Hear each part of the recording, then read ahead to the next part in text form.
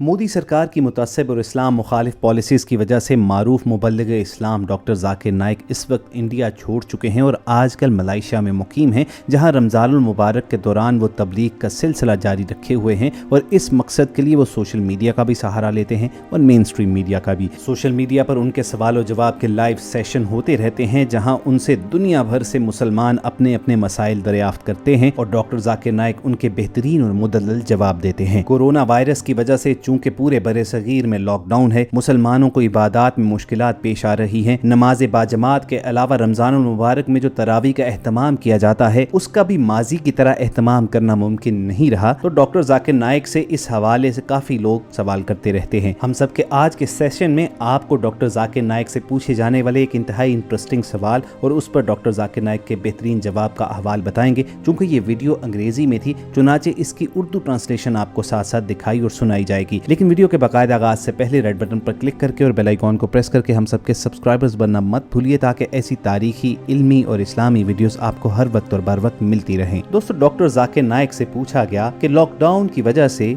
हम मस्जिद में तरावी पढ़ने नहीं जा सकते, हमारे पास कोई हाफिज नहीं है जो तरावी की इमामत करवा सके। क्या मैं तरावी की इमामत करवा सकता हूँ अगर मैं अपने हाथ में टैबलेट पकड़ लूँ या तिलावत के लिए कुरान का नुस्खा थाम लूँ? इसी तरह का एक सवाल बिलावल भुट्टो ने कराची से पूछा है। फ्रॉम कराची, पाकिस्तान से उन्होंने सवाल भेजा है and the question is that कि क्या मैं तरावी पढ़ सकता हूँ जबकि हाथ में मैंने कुरान पकड़ा हो, क्योंकि मुझे कुरान जुबानी याद नहीं है, तो मैं उससे देखकर कुरान की तिलावत करके तरावी पढ़ सकता हूँ। नमाज में कुरान की तिलावत के बारे में जो राय या फैसले की बात है, क्या एक शख्स तरावी या नमाज के दौरान मोबाइल, टैबलेट या कुरान का नुस्खा पकड़कर तिलावत कर सकता है? उलमा की अक्सरियत ये कहती है कि हाँ, आप ऐसा कर सकते हैं। बुखारी शरीफ की एक हदीस भी है, वॉल्यूम नंबर 2 हदीस नंबर 145 में, कि हजरत आयशा रज़ियल्लाहु तआला अन्हा के पास एक गुलाम था, तरावी की इमामत किया करते थे और वो कुरान का नुस्खा हाथ में थामते थे और तिलावत करते थे, क्योंकि वो हाफिज नहीं थे। इमाम मालिक की राय के मुताबिक इमाम हम्बल और दीगर आइमा कराम तमाम के तमाम ये कहते हैं कि आप कुरान का नुस्खा हाथ में थाम कर या आज के ज़माने में मोबाइल या टैबलेट हाथ में थाम कर तिलावत कर सकते हैं। इस बात की मुकम्मल इजाज़त है। कुछ लोग ऐसे ज़रूर हैं जो कहते हैं कि अगर आप ऐसा करें तो सीने पर हाथ नहीं बांध सकते, और जब आप कुरान के सफ़ात पलटेंगे तो आपकी तवज्जो खराब होगी, मगर बहुत से फुकहा इस बात की इजाज़त देते हैं। बाज़ उलमा की राय ये है कि फ़र्ज नमाज में ऐसा मत करें। हाँ, तरावी तो एक सुन्नत है, उसमें इसकी इजाज़त है, चुनाचे आप ऐसा ज़रूर कीजिए। इंशाअल्लाह आपके खुशू खुजू में इजाफा होगा। और अगर आप हाफिज नहीं हैं तो कुरान हाथ में ले सकते हैं। जब आप ज़्यादा से ज़्यादा तिलावत करेंगे तो इंशाअल्लाह आपको कुरान की तिलावत और तरावी दोनों का सवाब मिलेगा इंशाअल्लाह। ख़वातीन हज़रात, ये था डॉक्टर ज़ाकिर नाइक का उस सवाल का जवाब जो उन्हें कराची पाकिस्तान से बिलावल भुट्टो नामी नौजवान ने पूछा था। अब हम सबको ये तो मालूम नहीं है कि ये बिलावल भुट्टो नामी नौजवान सियासतदान बिलावल भुट्टो था या कोई आम दूसरा नौजवान, मगर सवाल यकीनन इल्मी था और इसके जवाब से भी लोगों की मालूमात में इजाफा ही हुआ। हम सब अल्लाह ताला से दुआ करेंगे कि इस बिलावल भुट्टो नामी नौजवान की इल्मी प्यास में वो इसी तरह इजाफा फरमाए और डॉक्टर ज़ाकिर नाइक को भी ये तौफीक अता करे कि वो ज़्यादा से ज़्यादा इसी तरह इस्लाम की तरवीज करते रहें। अगर आपके दिल की भी यही सदा है तो कमेंट सेक्शन में आमीन लिखना मत भूलिएगा। दोस्तों, बिलाशुबा ज़ाकिर नाइक हमारे दौर की एक बेमिसाल शख्सियत हैं कि जिन्होंने दुनिया भर में इस्लाम का हकीकी चेहरा पेश करने का और इस्लाम की तबलीग का हक अदा कर दिया है। अल्लाह ताला ने उनको इल्म, ज़हानत, दलील और हाफजे की गैर मामूली सलाहियत अता फरमाई है। वो न सिर्फ कुरान मजीद की जिंदा इंसाइक्लोपीडिया है, बल्कि दीगर मज़ाहिब की कुतुब पर भी यकसा अबूर रखते हैं। यही नहीं, इस जमाने में जबकि संस्कृत एक मुर्दा जुबान बन चुकी है और खुद भारत में ही चंद पंडित इन श्लोकों से वाकिफ हैं जो दीगर मजहबी तकरीबात के मौके पर पढ़े जाते हैं, तो डॉक्टर ज़ाकिर नाइक चारों वेदों से वाकिफ और इसके एक एक श्लोक के हवाले उसी तरह दे सकते हैं जैसे वो कुरान मजीद की आयात के हवाले देते हैं। उन्होंने जनूबी हिंदुस्तान से इस्लाम की तबलीग की इब्तिदा की और धीरे धीरे उनकी दावत न सिर्फ सारे हिंदुस्तान बल्कि दुनिया भर में फैलने लगी। डॉक्टर ज़ाकिर नाइक भारत के शहर मुंबई में पैदा हुए। भारत ही के एक नेशनल मेडिकल कॉलेज से MBBS का इम्तिहान امتحان پاس کیا، لیکن اپنے ہنر اور پیشے کے مطابق لوگوں کا جسمانی علاج کرنے کے بجائے ان کا روحانی علاج کرنے کو کیوں ترجیح دی؟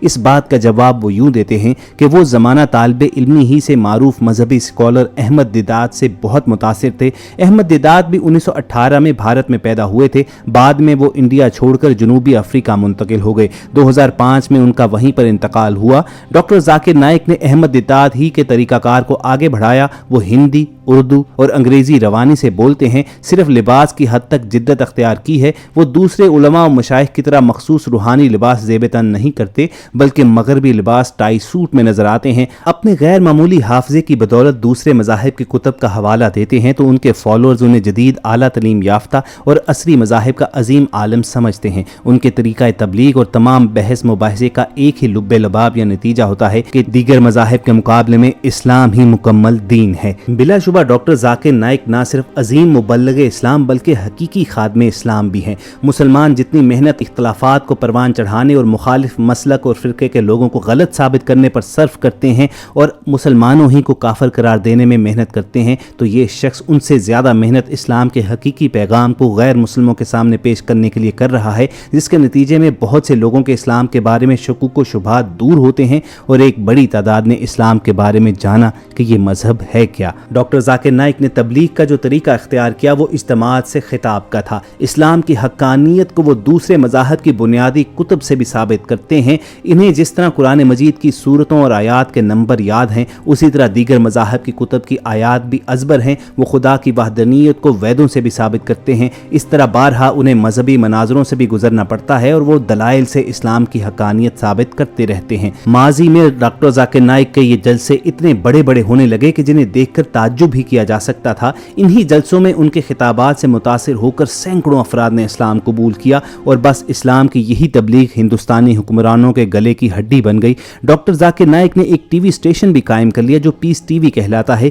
اور جس کی نشریات ہندوستان کو چھوڑ کر دنیا بھر کے ملکوں میں دیکھی اور دکھائی جاتی ہے، مگر مودی سرکار کو ڈاکٹر ذاکر نائک کی تبلیغ کا یہ انداز پسند نہ آیا اور انہوں نے ڈاکٹر ذاکر نائک کی تقاریر پر نہ صرف پابندی عائد کی، حالانکہ سیکولر ہندوستان میں ہر مذہب کو تبلیغ کا پورا حق ہے اور دستور اس کی ضمانت بھی دیتا ہے، مگر ڈاکٹر ذاکر نائک کا ٹی وی اسٹیشن بند کر دیا گیا اور ان پر دہشت گردی اور فرقہ وارانہ منافرت کے الزامات لگائے گئے۔ بھارت میں جب ان کا رہنا مشکل ہو گیا تو انہوں نے ملائیشیا کا رخ کر لیا، مگر انڈیا میں اب فرقہ وارانہ دہشت گردی کے الزامات کے ساتھ وہاں بھی مودی سرکار ان کے پیچھے پڑ گئی۔ چونکہ ملائیشیا میں الحمدللہ اسلام کا اچھا خاصا اثر ہے اور وہ بخوبی جانتے تھے کہ ڈاکٹر ذاکر نائک جو کچھ کہہ اور کر رہے ہیں اس میں نہ تو فرقہ وارانہ منافرت ہے نہ دہشت گردی، وہ سیدھی سادی تعلیم ہے اللہ کے بندوں کو اللہ کی بندگی میں لانے کی۔ چنانچہ ملائیشین حکومت نے مہاتیر محمد کی سربراہی میں انہیں ملائیشیا میں مستقل قیام کی اجازت بھی دی اور اپنا مہمان بنا لیا، لیکن مودی سرکار نے وہاں بھی انہیں دھمکانے کا سلسلہ جاری رکھا اور اب انڈیا ملائیشیا سے ایک ایسے شخص کی حوالگی کا مطالبہ کر رہا ہے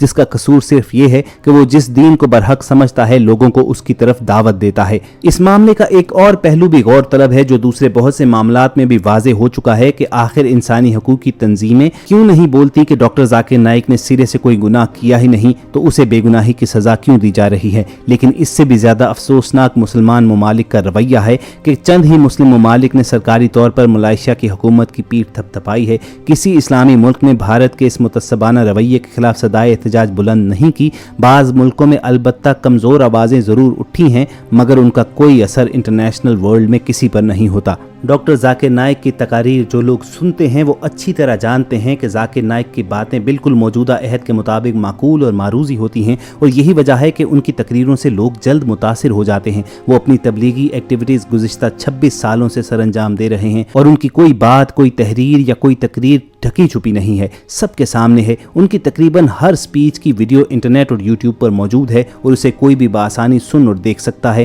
ان کا ہر پروگرام نہایت ہی منظم ہوتا ہے اور اس میں ہر مسلک کے علاوہ دوسرے مذاہب کے بڑے بڑے مبلغ اور معروف مذہبی شخصیات بھی شرکت کرتے رہتے ہیں۔ تو ڈاکٹر ذاکر نائک پر دہشت گردی کو فروغ دینے کا الزام انتہائی بودھا اور جھوٹ پر مبنی ہے۔ سچ یہی ہے کہ مودی سرکار اسلام کی ترویج سے خوفزدہ ہو گئی تھی اور اسی وجہ سے انہوں نے ڈاکٹر ذاکر نائک پر عرصہ حیات تنگ کرنا شروع کر دیا تھا۔ ہر میڈیا ہاؤس، اخبار، نیوز چینل نظریاتی طور پر کسی نہ کسی ادارے فکر اور نظریے سے وابستگی رکھتے ہیں۔ یہ اگرچہ ایک فطری بات ہے، لیکن افسوس کا مقام یہ ہے کہ نظریے کی آڑ میں پروپیگنڈا کیا جاتا ہے۔ یہی وجہ ہے کہ ڈاکٹر ذاکر نائک کی حمایت میں کوئی منظم تحریک نہیں شروع کی گئی، کسی بھی مسلمان ملک نے آواز نہیں اٹھائی، مگر جو لوگ اللہ تعالیٰ کا کام کرنے لگ جاتے ہیں تو اللہ تعالیٰ پھر ان کے کام کرنے لگ جاتا ہے، اور ذاکر نائک کی شخصیت اس بات کا سب سے بڑا ثبوت ہے۔ ہم سب کے اس سیشن کا اسی بات پر اختتام کرتے ہیں۔ اگر آپ کو ہماری یہ کاوش پسند آئی ہو تو اسے لائک کر کے فیس بک اور واٹس ایپ کے ذریعے دوسرے لوگوں کے ساتھ شیئر کیجیے گا،